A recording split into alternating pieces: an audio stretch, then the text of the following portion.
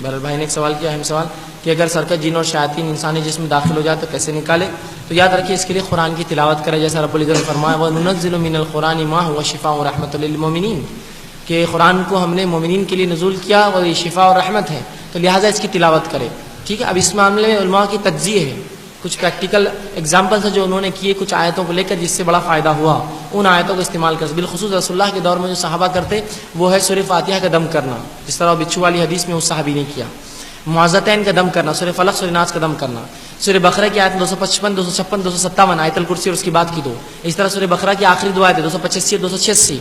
ٹھیک ہے. تو یہ آیتوں کو آپ ایک ترتیب میں جو ہے تلاوت کر سکتے ہیں. معوذتین، سورہ اخلاص، یہ سب آپ ملا کر اس پر دم کر سکتے ہیں. جب آپ ایسے شخص کو پائیں گے، جب پڑھیں گے تو وہ بہت تکلیف میں ہوں گا. جب آپ پڑھیں گے وہ چلائیں گا، تو آپ اس کے چلانے کا وہ نہ کریں، بلکہ اس کو پڑھے. ہو سکتا ہے کان بند کرے تو کان میں سے ہارٹ اٹیک کان میں پڑے.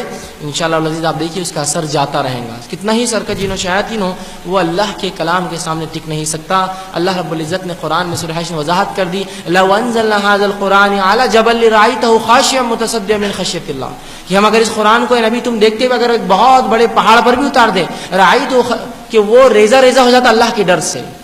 تو یہ پہاڑ جو سب سے بلند اور بالا اور مضبوط ہوتے، یہ بھی اللہ کے ڈر سے ریزہ ہو جاتا اللہ کے کلام سے. تو اس جن کی کیا اوقات اور بساط جو اس مومن کے جسم میں رہے اور جبکہ اس پہ اللہ کا کلام پڑھا جائے. لیکن وہ عقیدہ اور وہ ایمان ہے اس کے پیچھے، جنہیں کہ چلو یہ بھی کر لیتے، دیکھتے کیا ہوتا ہے اس سے. پھر کچھ نہیں ہوتا ہے، پھر وہ شفا نہیں ملتی. ایک ڈاکٹر کے پاس جانے سے پہلے آپ کریں کہ جان دو اس کی دوا دیکھ لیں گے لے کے کیا ہوتا، اپنے کو تو امید اٹھ گئی، تو پھر آپ کو کوئی فائدہ نہیں ہوتا. اور اگر آپ امید رکھتے ہوئے گئے اور بھروسہ اور اعتماد رکھتے اور اعتقاد رکھتے ہوئے گئے، تو دیکھیے اگر اس نے آپ کو گلوکوز پارلے جی کا بھی اگر چورا کر کے دے دیا، کہا 3 ٹائم کھاؤ، تو آپ شفا پا جاتے اس سے. وہ اعتقاد اصل ہے. بھروسہ کیجیے اب اللہ کے کلام پر، دیکھیے پھر اس کا اثر. اللہ کا کلام اثر کرتا ہے. اور بہت سے لوگ مالج ہوتے ہیں جو علاج بھی کرتے ہیں، ان سے آپ رجوع کر سکتے ہیں جو کتاب و سنت کے مطابق علاج کرتے ہیں.